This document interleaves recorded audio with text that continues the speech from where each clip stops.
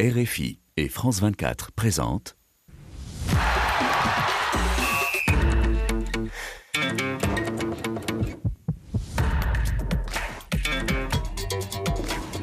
Radio Foot International, le Café des Sports, Saralou Bakouche.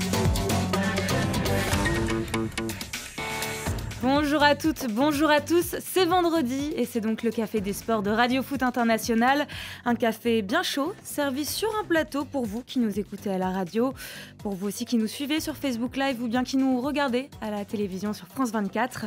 Au menu de votre café gourmand, de la Ligue 1 avec le premier grand choc de la saison, PSG Lens, champion contre Dauphin, avec toujours l'ombre du transfert de Kylian Mbappé qui plane toujours sur le Parc des Princes. Et puis direction la Liga, le Barça va sur les terres de Villarreal, des Barcelonais en reconstruction, pour l'heure toujours derrière le Real Madrid. Et place ensuite à la Premier League. Liverpool va à Newcastle, les Reds en quête de reconquête, mais qui pourraient bien perdre un élément clé de leur effectif. Et puis on fera ensuite un petit retour en Espagne avec la non-démission de Luis Rubiales. Ce café nous est servi aujourd'hui par nos consultants du jour. Rémi Ngono, bonjour. Bonjour, comment tu vas? Moi, je vais très très bien. Et d'accord, j'avais posé la question, mais vous m'avez demandé. Moi, ça va. Moi, ça va. Bonjour Xavier Barré, ça va aussi? Bonjour Saralou, oui, très bien. Chaudement, mais ça va. Chaud devant et surtout chaud devant. Non, chaud devant. Chaudement. Et un excellent anniversaire en retard, Xavier Barré, Ah, avec merci, un petit jour de retard. merci, on vous l'a souhaité à l'antenne hier. Oui, c'est gentil. Et on vous le re-souhaite aujourd'hui. Eh ben, c'est très gentil. Voilà, Ouais, c'était l'événement du jour. Une année de plus, la retraite se rapproche, même si elle s'est un peu éloignée ces dernières années. Ah oui, on verra, on en parlera. C'est peut-être pas l'émission pour en parler, mais non. Eric Rabessandratana est également sur le plateau. Bonjour Eric. Bonjour Saralou, c'est une émission spéciale Rémi Ngono où tout le monde peut parler parce qu'il fait les questions, les réponses. Hé, attention, je ne suis pas Rubiales. Ça vient de commencer, on ne plonge pas direct dans la polémique s'il vous plaît messieurs. Et Jean-Philippe Bouchard est également à mes côtés. Bonjour Jean-Philippe. Bonjour Sarah. Comment ça va? Tout va bien. C'est formidable. Mais Eh bien, Jean-Philippe, mais il pose des questions. Il a un agenda. Et oui, j'ai Et rien n'est écrit dans le gros cahier là. Tout est dans sa tête. McCarthy, tout est là. Mais c'est que de la façade Rémi, c'est de la C'est façade pas c'est de la façade cet Non, agenda. j'ai l'essentiel. Tout tient sur un timbre. Ok, tout va bien, l'essentiel est dit, l'anniversaire de Xavier Barré, l'agenda de Jean-Philippe Bouchard. Je pense que le coup d'envoi du Café des Sports, c'est maintenant.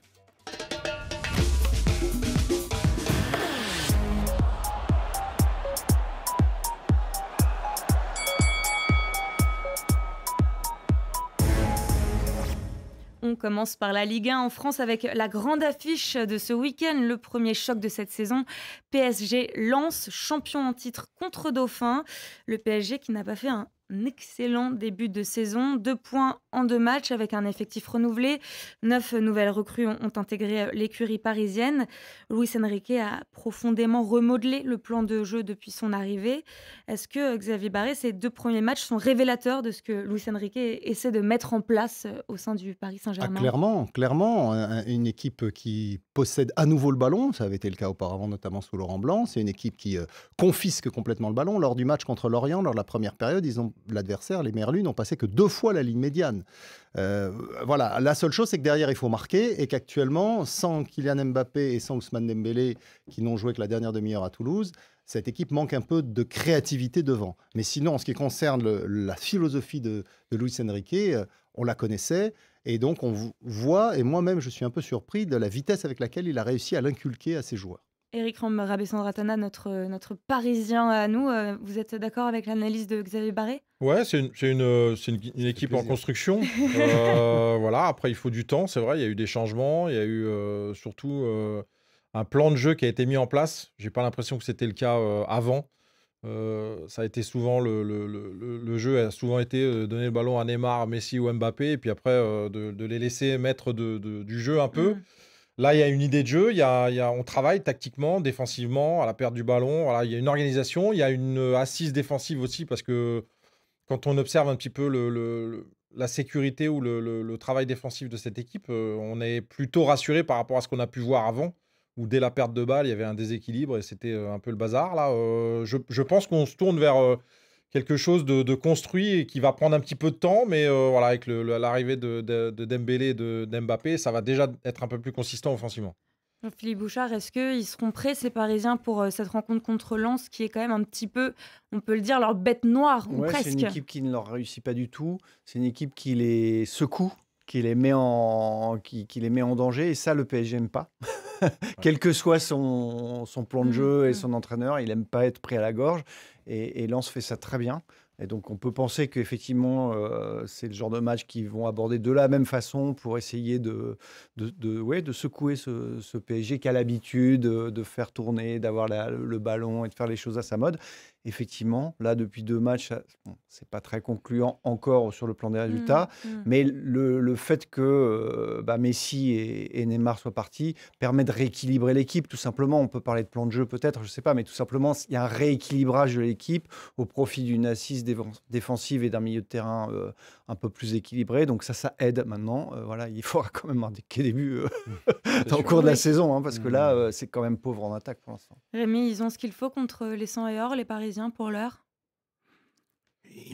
Je peux dire qu'ils ont tout ce qu'il faut. On peut bien me dire que peut-être il n'y a pas de potentialité offensive, mais quand vous avez Asensio, je ne sais pas, quelqu'un qui vient du Real, et vous me dites que vous n'avez pas de possibilités, il faut absolument que ce soit Ousmane Dembélé. Mais par contre, il ne faut pas aussi se dire que ce PSG-là, tellement parce que Marco Asensio, ils l'ont eu gratuitement, en fait. Et oui, alors que Dembélé, ils ont dû payer. C'est un peu la différence, en fait. Mais ça ne veut rien dire. Parce qu'il y en a un qui vient du Real Madrid et l'autre du Barça. Messi, ils l'ont eu gratuitement. On en revient à ce serpent de mer. Messi, ils l'ont eu gratuitement. Non, il venait du Barça. Il venait du Barça, on est d'accord? Oui, donc voilà, vrai. tu voulais me prendre à contre-pied, te voilà dans ton piège. Voilà le piège du con n'attrape son chien. On parle de te cette voilà saison. Donc, je voulais donc te dire que là où nous sommes actuellement, en réalité, c'est que le PSG n'a pas très bien commencé. Et même d'ailleurs, quand on voit aussi Lens n'a pas très bien commencé, c'est avec une défaite et puis un nul et surtout 3 pénaltys aussi concédés qui font de telle sorte que l'entraîneur puisse aujourd'hui commencer à gueuler. Mais cette équipe de Lens-là, elle peut faire beaucoup de mal au PSG, comme d'ailleurs l'année dernière. Vous vous rappelez quand même que en mars, c'est Lens qui fait tomber le PSG qui avait déjà fait 32 matchs sans défaite. Donc, avec cette équipe de Lens, elle peut être très dangereuse, elle peut avoir des lances qui peuvent transpercer le PSG. Donc, pour l'instant, le PSG, peut-être, on peut trouver une organisation, oui, ils ne sont pas mis en danger, mais ce n'était pas aussi des équipes conquérantes comme peut être Lens qui aura besoin de se rattraper. Oui, les Lens les Lensois qui, eux, abordent la rencontre complètement différemment. Ils ont terminé dauphin du championnat, on l'a dit, ils ont recruté un transfert record d'ailleurs pour cette équipe lensoise. C'est Eli Wahi qui a rejoint le club nordiste pour 35 millions d'euros. Il pourrait jouer pour la première fois contre le Paris Saint-Germain. Est-ce que ça peut apporter de la confiance au sang et or, Eric Sabri-Watena? C'est bon. Eric, tout simplement. Mais oui, disons que il a une certaine pression quand même, parce que Openda, c'est pas un départ anodin du RC Lens. Ça a été un joueur très important dans l'esprit, dans l'esprit d'équipe surtout. Il arrive et va devoir remplacer quelqu'un qui était très important dans ce collectif. Alors, il a beaucoup de qualités, hein, attention, il n'y a pas de souci là-dessus, mais il va falloir se faire la place, il va falloir arriver dans un collectif qui tourne déjà sans lui. Alors, je ne parle pas depuis le début de saison, mais qui a déjà un vécu ensemble. Donc, ça peut être tout bonus, comme ça peut prendre du temps pour lui. Donc, ça va peut-être être aussi positif pour le Paris Saint-Germain. Ça va peut-être faciliter la tâche s'il n'y a pas ce rendement offensif. Il va y avoir très très vite le coup près de la Ligue des Champions. C'est-à-dire que ça va être des matchs que Lens ne connaît pas. Et là, il va y avoir effectivement beaucoup. Ça va mettre le collectif lensois à dur épreuve. C'est là où je voulais en venir, c'est que ces nordistes, ils vont rejouer cette année en Ligue des Champions. Ils s'étaient déjà hissés à 2 reprises en Ligue des Champions. C'était en 98-99 et en 2002-2003. C'est quand même une grosse charge pour cette équipe, ce retour en Ligue des Champions. Pour une équipe qui est revenue quand même récemment dans l'élite, comment est-ce qu'on peut faire pour mener de front ces deux compétitions? C'est une charge émotive aussi, parce qu'il y a ce côté-là qui fait que ça va rajouter dans la fatigue, dans la pression, dans l'obligation de résultat. Tout ça fait que Lens va peut-être avoir une pression supplémentaire, alors que cette équipe a plutôt l'habitude de jouer sans se poser de questions et avec les habitudes qu'elle a. Là, ça peut poser des problèmes sur le fil de la saison. Alors voilà, il y a l'appréhension peut-être du début de cette compétition, mais surtout je suis qu'ils pas n'ont sûr. pas été européens depuis leur retour de Ligue 1. Ouais. Ils ont fini 2 fois 7e avant leur deuxième place la saison dernière. Donc à chaque fois, ils ont raté la Ligue Europa ou la Ligue Europa Conférence. Ce club n'a aucune expérience européenne parce qu'en gros, il y a Elle est vieille. Il y a on va personne dans le Mm. club qui a connu un déplacement en Ligue des Champions et ce que ça veut dire et la pression que ça veut dire et tout le décorum, toute l'ambiance qui est très particulière.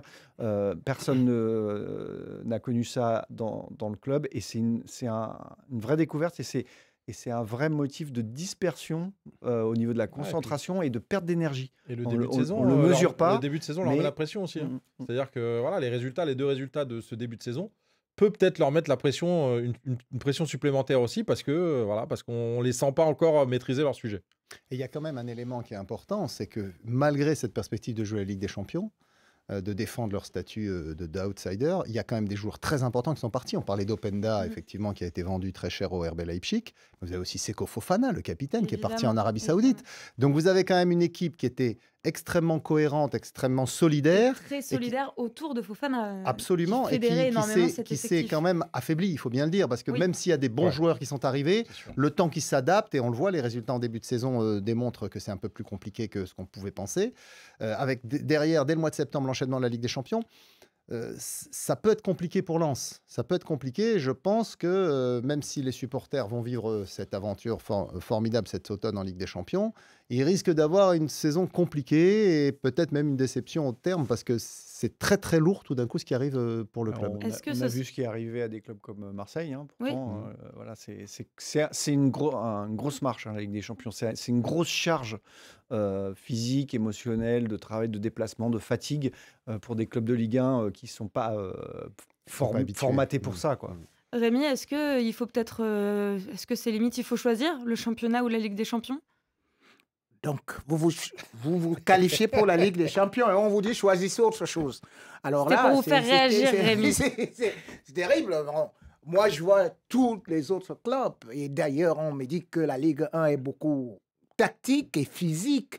Alors, on me dit maintenant qu'il y a une charge émotionnelle et il y a la charge sensationnelle et là, la charge... Mais non, Mais vous n'êtes quand pas on d'accord. est dans un club professionnel, Vous n'êtes pas d'accord sur le fait que ça je peut ne peser suis sur le pas mental du tout des- d'accord parce que j'ai vu des équipes qui sont pauvres sur le plan de l'effectif, des équipes qui n'ont pas eu assez d'expérience, qui parfois ont tenu tête même à des équipes comme le Real Madrid.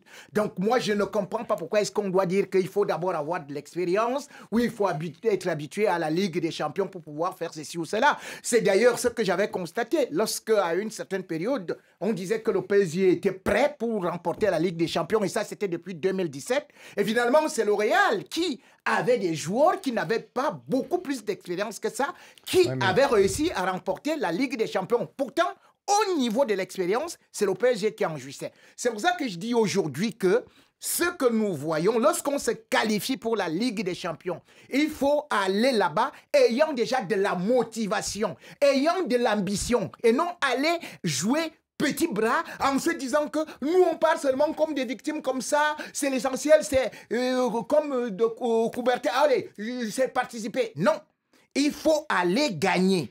L'OM était expérimenté, mais l'OM ne gagnait jamais un match de Ligue des Champions. C'est pour ça qu'on est Donc inquiet pour aujourd'hui, on Lens. peut dire que C'est pour j'ai ça vu qu'on est la inquiet pour prestation Lens. de Rennes. C'est J'avais pour vu ça qu'on est Rennes. inquiet. Rennes n'avait pas d'expérience, mais Rennes avait fait une bonne Non, prestation. Rennes avait fait un très beau parcours en Ligue Europa la saison d'avant. Donc ils avaient déjà emmagasiné ce rythme de jouer tous les 3 Ligue jours. Europa n'est pas Ligue Donc, des Champions, s'il te Mais plaît. bien sûr, Oui, mais mais, c'est une mais expérience, ils sont quand même. obligés de Ah jouer non, tous les 3 oui, jours. mais c'est quand même une expérience Alors que européenne, là, tu peux pas dire ça, Lens débarque en Ligue des Champions sans avoir joué de Ligue Europa ou de Ligue Europa Oui, c'est Conférence ça. Il y a l'année un d'avant. vécu beaucoup Donc plus ancien. ils débarquent sans repère au niveau du rythme de l'enchaînement des compétitions. Je vous propose, messieurs, de parler d'une personne qui, lui, veut gagner. Il s'appelle Kylian Mbappé. Il devrait s'exprimer, hein, c'est ce qui est dans ce qu'on entend, il devrait s'exprimer devant ses supporters après le match, avant ou après le match contre Lens. Alors, à quoi est-ce qu'on peut s'attendre pour cette prise de parole, Eric? Bah, je sais pas exactement pour l'instant, mais j'imagine que c'est quelque chose de positif parce que sinon tu ferais pas parler ce joueur avant le match pour mettre une pression supplémentaire ou pour fâcher les supporters. Donc j'imagine que c'est positif. Donc peut-être pour l'avenir, alors pour annoncer peut-être qu'il va jouer la saison au Paris Saint-Germain, si c'est que ça, on le sait un petit peu déjà. Donc j'ai pas d'idée pour l'instant, mais puisqu'on n'est pas... on n'est pas au courant de l'accord éventuellement d'aller un petit peu plus loin dans la prolongation. Donc, je ne sais pas du tout pour l'instant, mais j'imagine que c'est positif. C'est ouais. la seule chose qui pourrait effectivement voilà, être nouveau.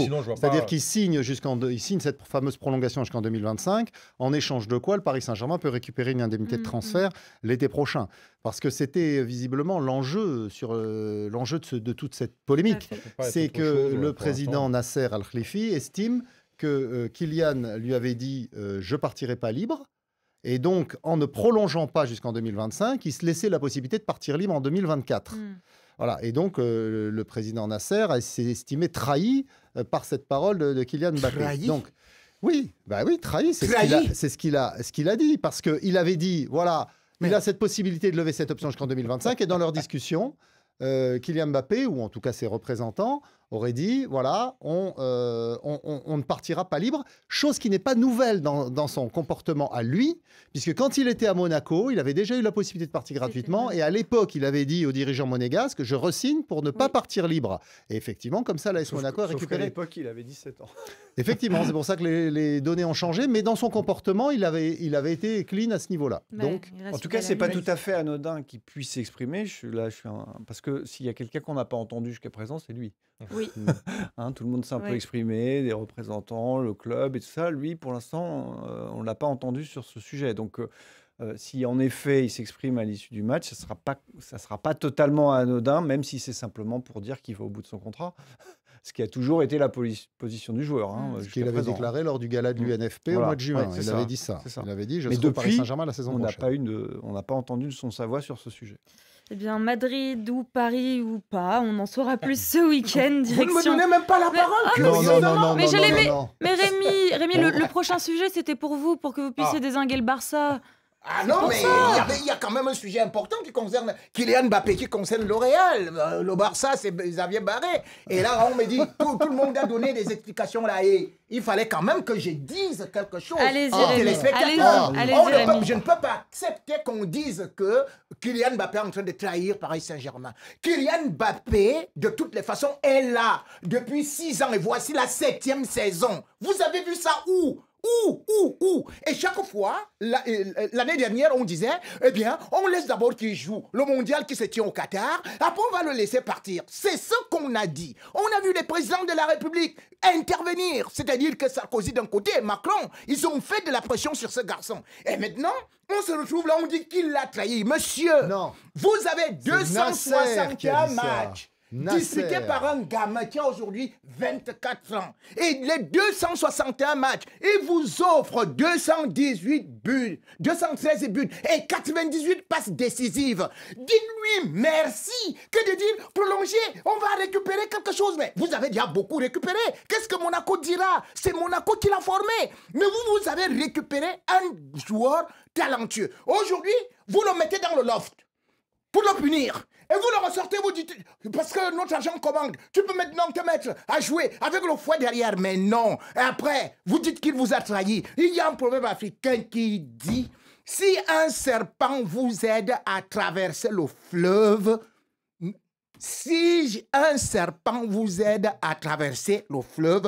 n'accusez pas qu'il a le venin. Merci Rémi. Maintenant, on va passer à autre chose. On va en Espagne. On va pas rendre visite au Real. On va plutôt voir son grand rival, le Barça.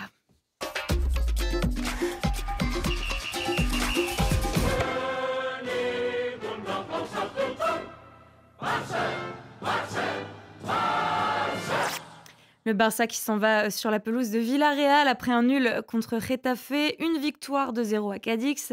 Après 2 journées, ils sont toujours à la 6e place du classement, 2 points de retard face au Real, avec une équipe en pleine reconstruction qui a perdu Ousmane Dembélé, Franck Kessié, Jordi Alba, Sergio Busquets. Les Catalans, champions de Liga en titre, ne montrent pas un visage très réjouissant, Xavier Barré, j'ai l'impression. Non, c'est vrai qu'on a été un peu déçus par leurs premiers résultats, un peu comme le PSG. En fait, ils dominent, mais ils ont du mal à marquer contre Lors du premier match, ils ont fini à 0-0. Lors de la deuxième journée, ils ont gagné 2-0, mais avec 2 buts inscrits dans les 10 dernières minutes, dont un par Pedri qui, depuis, est blessé et va manquer gros problème. Ouais, il va manquer beaucoup, au moins 4 mois. 4 semaines. 4 semaines, pardon. 5 à 6 semaines. Ouais, donc 2 mois. Parce que le temps qu'il se remette de sa blessure, il va manquer le début de la Ligue des Champions. Il a joué au dernier match. Hein. Il a marqué. Oui, Il a marqué. il s'est C'est lui qui marque. blessé à l'entraînement. Il s'est blessé à l'entraînement. Et donc, son absence va être un gros manque pour le Barça, parce que c'est un joueur qui a pris une dimension incroyable dans ce mode de fonctionnement. Le départ d'Ousmane Dembélé et l'absence de Pedri, il reste plus grand monde pour servir Lewandowski, qui reste quand même le buteur numéro 1 de cette équipe. On entend parler notamment de Joao Félix, qui ne s'est jamais vraiment intégré, lui, à l'Atlético. Est-ce qu'il pourrait, Rémi, peut-être trouver sa place au Barça? Vous voyez ça? Comment est-ce que ça me fait rigoler? Joao Félix. Aujourd'hui, Barça est en train de récupérer tous ceux-là qui sont sans résidence fixe. Bon, en tout cas, je suis surpris parce que Xavier Barré nous vantait ici la formation du Barça, c'est-à-dire la Masia. Aujourd'hui, il pleure Ousmane Dembélé, qui n'a pas été formé au Barça. Aujourd'hui, on nous parle justement de Joao Félix, qui n'a pas été formé au Barça. Et d'ailleurs, le Barça ne joue plus comme le Barça, puisque j'ai été surpris de constater que l'école de Johan Cruyff, c'est le 4-3-3. Mais cette fois-ci, on vient avec quelqu'un qui a été formé dans le 4-3-3, c'est-à-dire que Xavi, et il nous installe une défense à 3, une défense où tu te retrouves quand même avec Frenkie de Jong jouant défenseur central. Et de toutes les façons, je vais quand même te dire que dans ce Barça-là, lorsque j'essaie de voir quand même, tu vas me dire que parce qu'il manque le défenseur, mais non, Baldé, qui est défenseur, il se retrouve ailier gauche. Alors j'ai dit, Xavi, mais que tu es merveilleux comme Pep Guardiola à une certaine époque dans Rémi le Bayern. Ngono ne comprendra jamais la philosophie du jeu du football. Mais Alejandro Baldé, c'est normal. Il est latéral gauche, comme l'était avant lui Jordi Alba, ou comme l'ont été avec lui d'autres avant. C'est un latéral gauche qui monte beaucoup, qui est très offensif. Et c'est très heureux qu'un joueur justement formé au Barça prenne le relais de Jordi Alba et pour continuer d'incarner cette philosophie. Le problème du Barça, c'est que la saison dernière, ils ont gagné beaucoup de matchs par 1-0, grâce notamment au but de Lewandowski, avec un trio d'attaque Rafinha, Lewandowski et Ousmane Dembélé. Et là, Ousmane... Quand il n'était pas blessé, oui. Pardon, la saison dernière, il a quand même pas mal joué. Et donc, cette année, Rafinha, pour le moment, est blessé. Je t'ai dit qu'il avait marqué 8 buts. Vas-y, continue. Mais non. Continue. Donc, cette année, vous n'avez pas Pedri, vous n'avez pas Ousmane Dembélé. Donc, la défense, ça tient, puisqu'ils n'ont pas encore pris un seul but en 2 journées de Liga. Par contre, devant, ils ont du mal à trouver les ouvertures. Qu'est-ce qui manque devant? Ansu Fati revient à peine de blessure et il n'est pas encore au top. Il n'a jamais été buteur. Et d'ailleurs, c'est la plus grosse déception. Des joueurs qui amènent le ballon à Lewandowski, c'est ce que j'ai dit. Il faut écouter, monsieur Rémi Ngono, avant de contrer. Mais qu'est-ce que vous voulez? Lewandowski, c'est un buteur de surface, donc il faut lui amener les ballons. Or, s'il n'y a pas de joueur créatif pour lui amener les ballons, effectivement, il ne marque pas. Et c'est pour ça que le Barça a un peu de difficulté en ce début de saison. Eric. 13 buts, ils ont marqué pendant la préparation. Ils ont gagné 4 matchs sur 5. Donc, a priori, ils étaient prêts pour reprendre cette saison. Et je pense que voilà, il y a quand même une victoire sur 2 matchs. Donc, c'est juste que voilà, il faut retrouver un petit peu la dynamique. Ils ont perdu du monde. Donc, c'est aussi pareil, un rééquilibrage. Mais voilà, il n'y a pas de raison de s'inquiéter, je pense, aujourd'hui par rapport au Barça, même si c'est plus le Barça que c'était auparavant. Et pour aller dans le sens d'Eric, ils ont un calendrier relativement favorable en début de saison. Qui va laisser du temps qui leur laisse un peu de temps. Donc, à moins vraiment d'accidents industriels, ils devraient pouvoir quand même s'installer dans un rythme de croisière qui leur ressemble, un peu dans la continuité de l'an dernier, où ils avaient quand même finalement rétabli à peu près la barre, quoi. Il faut quand même dire qu'ils ont pris Gundogan. Hein. Donc, quand les gens disent qu'il y a des départs, il y a quand même une forte arrivée de quelqu'un qui vient de remporter une Ligue des Champions, qui peut apporter beaucoup de choses au niveau du milieu de terrain, par rapport, par exemple, Busquets. Bon, je suis désolé, il était déjà fatigué. Quand vous regardez peut-être au niveau du milieu de terrain aujourd'hui, ils se sont un vrai changement par rapport Voilà, donc c'est pour ça que je dis que le vrai problème aujourd'hui, quand j'ai vu ce système-là, c'est-à-dire que le 3-4-2-1 de Xavi, je me suis quand même dit, ce n'est plus l'école catalane que nous connaissions. Totalement Ce n'est la plus même. ça. Mais non, attendez. Après, il compose avec les... 3 défenseurs. Bon, c'est très bien. Si tu me Mais- dis que mais à ce n'est l'époque- plus le 4-3-3. Mais à l'époque de Guardiola, Daniel Alves, il jouait pas en défense. Ah, Il mais- était tout le temps Il est devant. Ah, mais Donc, il entre jouait- monter il jouait, et être mais- placé attaquant, Après, et il y a nuance. Non, mais Parce ça qu'il y a dépend de la des- possession de balle. C'est Ouais. comme Bien Baldé, sûr. comme j'ai dit. Quand tu mets Baldé, moi, je te dis que je n'ai pas compris comment Baldé peut être positionné devant ne serait-ce que Frankie de Jong. Mais je n'ai pas compris. Bah, il joue en défense centrale. Mais en plus. attendez, Frankie de Jong, mais... Alors, je vais vous dire une chose, Sarah Lou. Le Oui, fait Xavier. que Rémi Ngono ne comprenne pas le jeu du Barça, c'est plutôt rassurant pour Oui, les c'est supporters des normal. Blaugrana. Voilà, c'est plutôt rassurant pour nous. Bon, je vous propose de tourner la page espagnole et de nous rendre dans un pays un petit peu plus froid.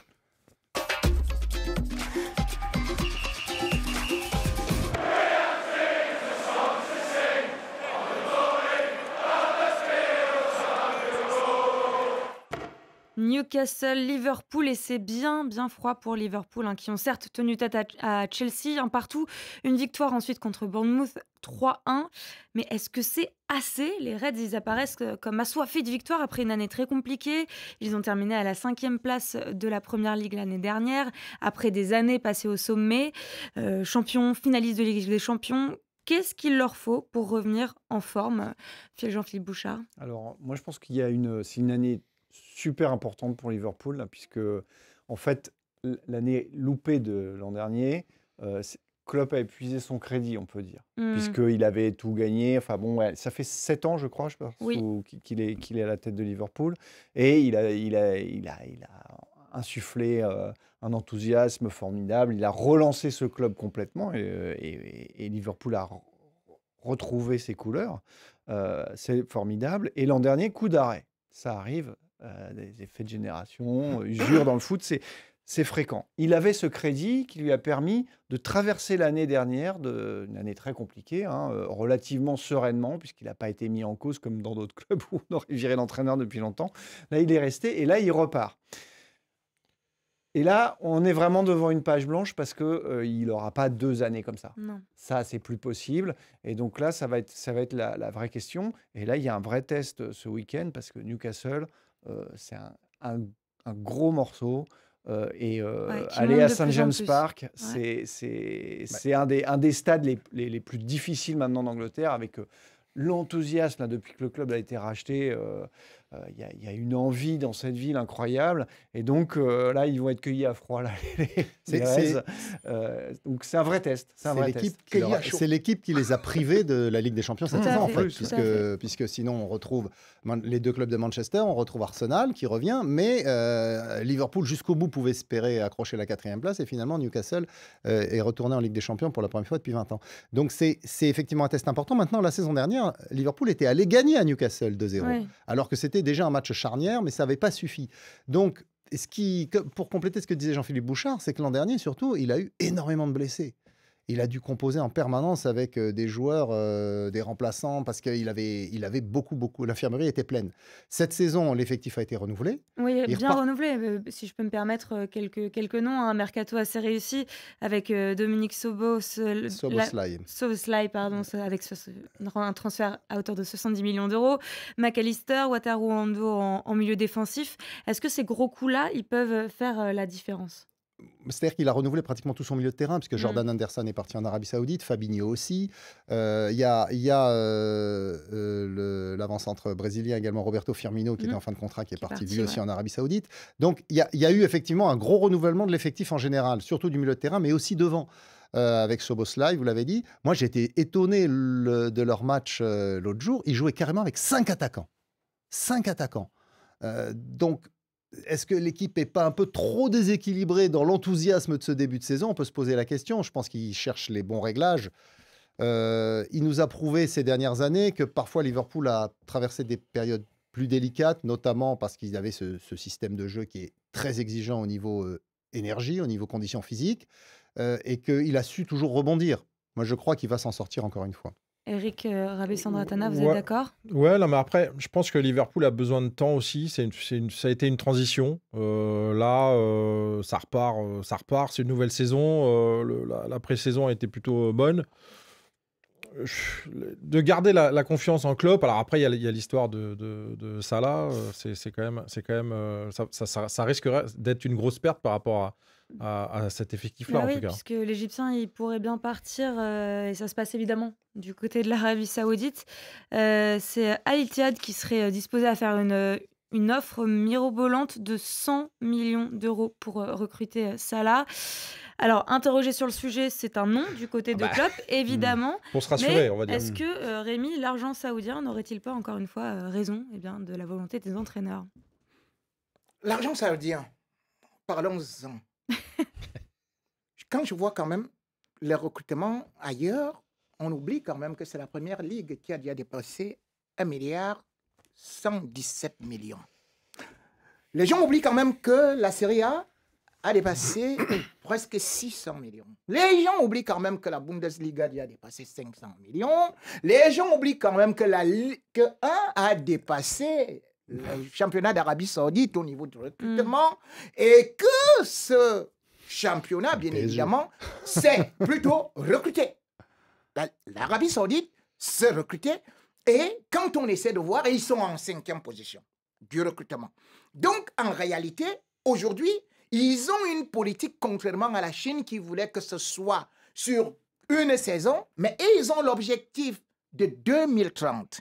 Et dans cet objectif, ils avaient commencé avec Cristiano Ronaldo, tout le monde les rigolait. Aujourd'hui, on se rend compte qu'il y a quand même Neymar qui est là-bas, qui a le ballon d'or, Karim Benzema qui est là-bas. Et bien évidemment, quand vous voyez que le capitaine de Liverpool est parti, après, on vous dit... 33 ans. Ah oui, il y a beaucoup de joueurs qui ont Neymar est parti là avec quel âge? Il a 31 ans. Et ça a 31 ans. Oui, ça a 31 ans. Si tu ne le sais pas. Mais si, je le sais, évidemment. C'est ce que je viens de te dire.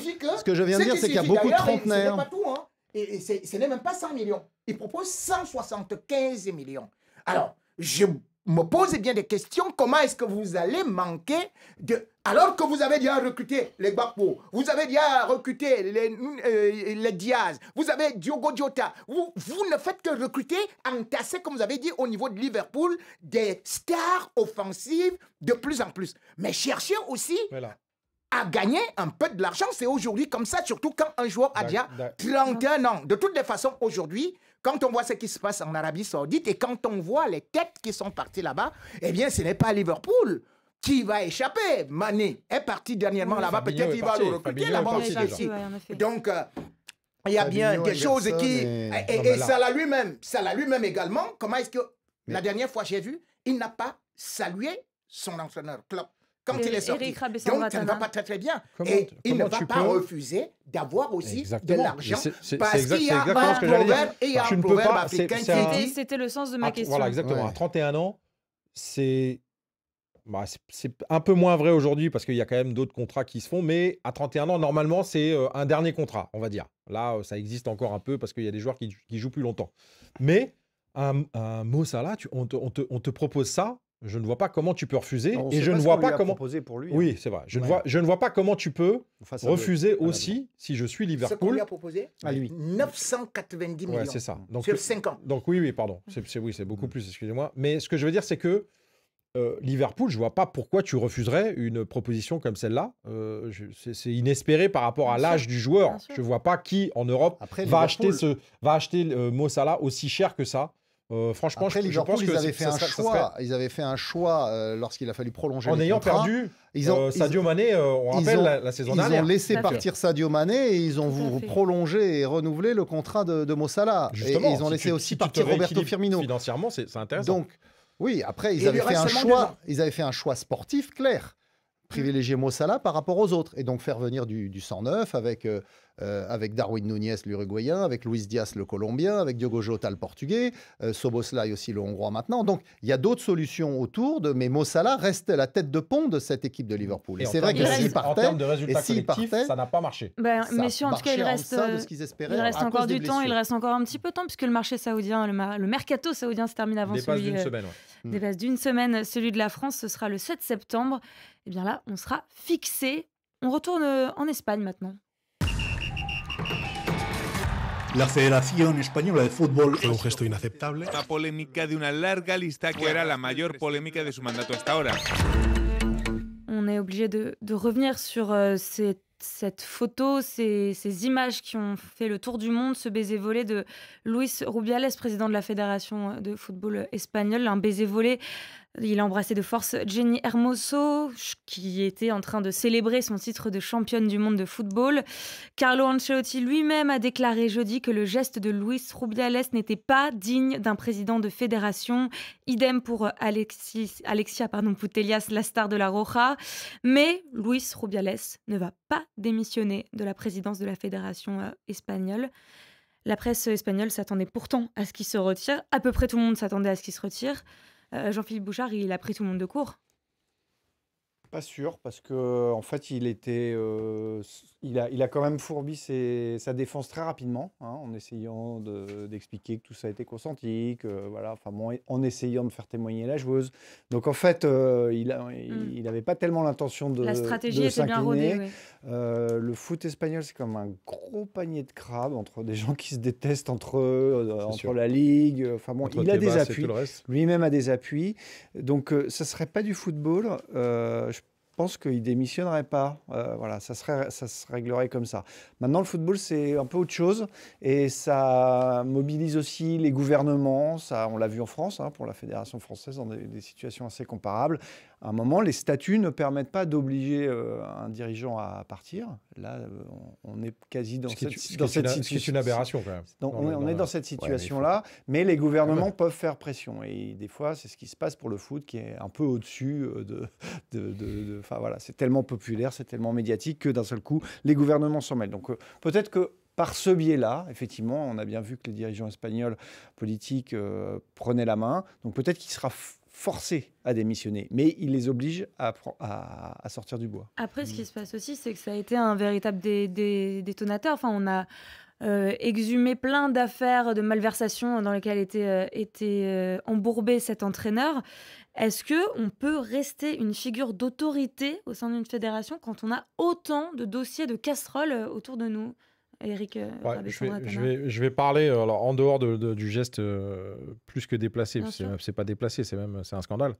Je vois pas comment footballistiquement ça peut continuer à... J'ai dit entraîneur, c'était président. Non, oui, mais si on avait compris, mais je vois pas comment la dynamique peut être positive tant que ce monsieur restera en place, même si je sais que collectivement, elles sauront faire abstraction de ce qui s'est passé. Mais il n'empêche que, en termes d'image, en termes de tout ce qui va avec ce résultat sportif, parce qu'il est quand même entaché, on parle que de ça, malheureusement. Par rapport à la performance de cette équipe. On rappelle que le Barça est quand même champion d'Europe et que derrière, on a cette équipe espagnole qui va être championne du monde et qui se retrouve bafouée par cet acte-là. C'est dramatique. Avec un entraîneur qui est maintenu par ce président, Luis Rubiales, contre les frondeuses, dont certaines joueuses qui n'étaient, notamment Patrick Guirajo, qui n'étaient pas dans cette sélection.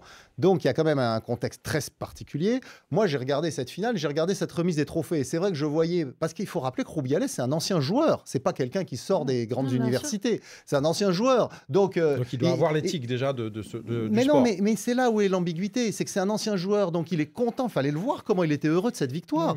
Il était là, il vibrait comme un joueur, même s'il est aujourd'hui président. Il est arrivé là parce qu'il était syndicaliste, président du syndicat des joueurs. Donc il est arrivé là, il s'exprime comme un joueur. Il s'exprime pas effectivement comme un président de fédération. Il embrassait toutes les filles les unes après les autres. Effectivement, à un moment, il y a ce geste. Moi, j'ai regardé, je me disais... Non, c'est pas excusable, je suis pas d'accord. Mais tu l'as vu la scène ou pas? Le débat n'est pas là, vu la scène, franchement, le débat n'est pas là, messieurs. Mais après, il y a un règlement de compte. Et Jean-Philippe Bouchard l'a très bien dit, au niveau du football espagnol, ils se tirent dans les pattes entre eux, et donc ils utilisent... Xavier, ça veut dire que tu cautionnes, j'aime pas ton discours. Je cautionne rien du tout. J'espère, parce que j'aime pas du tout ton discours. Ne débattons pas là-dessus. Non, je sais, mais n'empêche que c'est pas bon. Il y a des règlements de compte dans le foot espagnol, et que notamment Javier Tebas, le président de la Ligue, voulait mettre quelqu'un d'autre à la présidence de la fédération. Rubiales y est arrivé par d'autres soutiens, et donc actuellement, c'est la guerre d'un clan contre un autre. Et donc, ils profitent de cette situation pour essayer de régler leur compte contre lui. Voilà. Je suis pas sûr que... Ça, c'est un panier de crabes, c'est sûr. Je suis pas sûr que ce soit une grande avancée pour la cause féminine. Si Rubiales saute, ce sera plus pour d'autres raisons. Un petit mot, Rémi? Je vais prendre le même chemin que mon adversaire. Xavier Barret. Parce que derrière cette histoire, quand vous dites on ne débat pas, c'est que justement, la fédération a produit d'autres déclarations de la joueuse Hermoso qui disait génie que voilà, c'est dans l'émotion et tout et tout et tout. Mais sauf que, quelques temps après, j'ai vu qu'il y avait beaucoup de choses. Parce qu'il faut quand même se dire, c'est un exploit que d'avoir une fronde de 15 joueuses, comme on dit là, et d'avoir 12 qui ne vont pas en compétition. Et vous partez remporter cette compétition. C'est-à-dire que... rien à voir. Si. Je peux te dire, parce que tu as parlé. Attends, toi, tu ne peux pas avoir, tu ne peux pas avoir 12 joueuses ou 12 joueurs comme tu étais entraîneur ou sélectionneur et tu remportes une Coupe du Monde que tu n'avais jamais remportée. Rémi, vous avez 20 secondes pour conclure, Rémi. Maintenant, je vais juste. Vas-y, Rémi, ça n'a rien à voir. Et c'est par là où Rubiales va tomber. Il y a un proverbe africain qui dit la mort d'un animal est attaché à son cou et le destin d'un homme est attaché au-dessous de son bas-ventre. Bon, le café a un peu trop brûlé sur le plateau. Je vous propose qu'on passe à la séquence des cartons.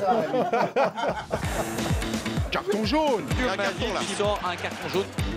Ouh là là là là, carton rouge. Carton rouge. Dans la confusion. Carton vert. Extraordinaire. Rien à dire. Place donc au carton pour détendre un petit peu l'atmosphère. Ça un petit peu chauffé. On va commencer, pas par ceux de nos consultants, mais évidemment, comme chaque semaine, par ceux de vous, chers auditeurs, chères auditrices, des cartons sélectionnés par David Finzel. Bonjour Radio Foot, bonjour RFI. Moi, c'est Nassourdine Mohamed. Je me trouve actuellement à Moroni, capitale de l'Union de Comores. Mon carton est vert, adressé à Jude Bellingham, qui fait un début de saison parfait avec le Real Madrid. À la Madrid. Salut Rémi. Bonjour Radio Foot, c'est Gaëta qui est, c'est No Change depuis la côte atlantique, moi, dans le pays de Martinique du Congo. Carton rouge à Rémi Ongo, nous pour son analyse. Man City contre Newcastle. Man City a beaucoup souffert pour gagner Séville. D'ailleurs, De Bruyne n'est pas là, beaucoup d'absence. Newcastle doit profiter. Heureusement qu'on n'a pas suivi Rémi Ongo. Donc 1-0, Xavier Barret a gagné. Bonjour à toute la team de Radio Foot International. Alors, un carton rouge de bienvenue à Luis Enrique pour son match nul face à Toulouse. Franchement, c'était quand même décevant avec tous les talents qu'il y avait sur le banc de se faire surprendre de la sorte. C'est Gadiaga Ali depuis le Burkina Faso, précisément à Ouagadougou. Bonne émission à vous, bye bye. Bonjour Radio Foot International, moi c'est Mokhtar depuis Ngaoundéré au Cameroun. Mon carton, il est rouge, qui va à l'endroit de Florentino Pérez, qui avec sa folie Mbappé, on a perdu l'année passée Haaland, qui coûtait seulement 70 millions. Et cette année encore, on a perdu Harry Kane. On va alors perdre combien de buteurs pour que le gars s'y lance au Real? Alors, carton rouge à Pérez. Radio Foot International, c'est la part de Khamandor depuis l'extrême nord du Cameroun. Mon carton il est rouge, adressé à Xavi Hernandez, qui joue avec 5 milieux du terrain. Pourtant, on trouve en Fati Ferran Torres sur le banc. Il y a un proverbe africain qui dit « Qui veut noyer son chien, l'accuse de rage ». Je vous salue, mon cher Rémi Gonou. Bonsoir la grande équipe de Radio Foot International. Moi c'est Hervé Kouakou, Abidjan, Côte d'Ivoire. Je donne un carton de couleur verte au joueur malien de l'AS Monaco qui a sauvé ce pigeon qui était retrouvé au beau milieu du terrain et qui a reçu un ballon. Merci pour son acte de sauvetage. Salut Radio Foot International, c'est Jérémy Dimanda depuis Kinshasa RDC. Je donne un carton vert au médecin de l'hôpital Virgen Del Rodio pour avoir bien suivi les cas du gardien du PSG Sergio Rico jusqu'à la guérison. Et merci au Dieu Tout-Puissant. Bonjour le Café des Sports, moi c'est Boyer depuis le mai. J'aimerais donner un carton vert aux joueuses et à la fédération espagnole pour leur Coupe du Monde féminine.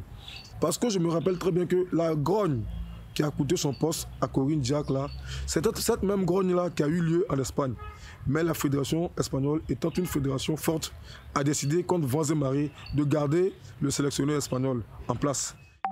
Bonjour Radio Foot International, c'est José Ampounsa depuis Brazzaville. Je donne un carton rouge à la direction parisienne d'avoir intégré Kylian Mbappé dans l'équipe pro. au moment où ce dernier n'a pas signé un nouveau contrat. Cela montre que le joueur est au-dessus du club et c'est vraiment la merde. Bonsoir le Café des Sports, je suis Hervé Odor, je suis togolais résident à Karougana. Je voudrais donner un carton vert ce soir, un monsieur spécial à moi, un monsieur spécial à votre émission. Il s'appelle Monsieur Xavier Barré. Je voudrais à tout cœur lui souhaiter un joyeux anniversaire, plein de bonheur, et lui dire que pour cette saison, pour cette nouvelle saison, Monsieur Rémi Ngono et son Real Madrid seront barrés. Bonne émission à vous, Radio Foot, la belle émission. Encore un joyeux anniversaire, Xavier. C'est très émouvant tous ces messages, j'ai pas eu le temps de répondre à tout le monde et encore. Comme vous avez quand même été pas mal gâtés, je vous propose qu'on commence les cartons du jour avec celui de Rémi, parce que c'est pas juste. Alors, vous avez dit qu'on soit très court, bref, bon. Alors, il est de quelle couleur? Carton vert. Agon Wissa, c'est un jeune international congolais des Léopards qui évolue à Brentford. Alors, qui va de but en but, qui a ligne des performances incroyables. Lors des 5 derniers matchs, il a inscrit 5 buts, alors qu'on sait que la première saison, c'était 7 buts tout simplement. Et la deuxième saison, 7 buts. Et cette fois-ci, il enchaîne. Bravo à lui. Voilà. Monsieur Bouchard, votre carton est jaune, il me semble. Forcément jaune, puisqu'il s'adresse aux Canaries. Ah oui.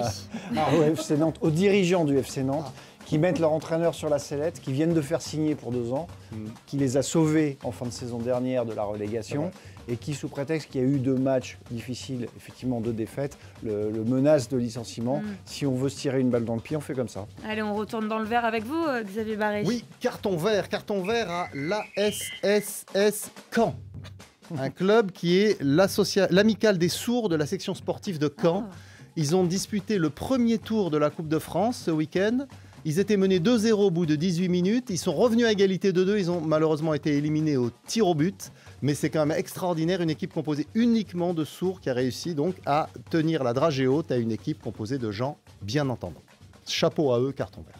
Carton vert également pour vous, Eric Radé-Sandratana. Oui, à mes compatriotes qui ont gagné 3-0 contre les Seychelles dans les Jeux des îles. Donc voilà, on leur souhaite une bonne fin de compétition et que ça continue encore comme ça. Vous avez foi?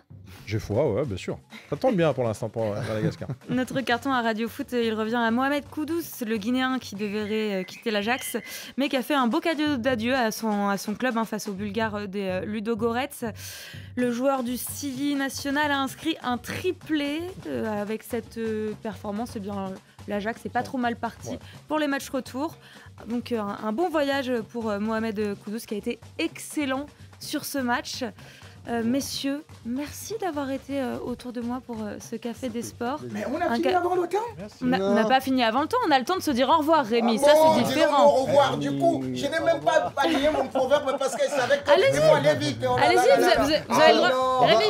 Rémi, vous avez le droit à un dernier proverbe africain, Rémi. Ah oui, c'est ça. L'amour ne remplit pas le ventre de celui qui a faim. Non, mais on peut dire merci à Sarah Lou parce que franchement, elle a su nous tenir et pourtant on était très... Elle a su nous tenir alors qu'on était un peu dissipés en attendant le retour de Annie Gasnier. Merci beaucoup, messieurs. Mieux qu'une remplaçante. Merci beaucoup, messieurs. On vous souhaite à tous et à toutes une excellente journée à l'écoute de RFI, le Café des Sports. Et bien, c'est fini.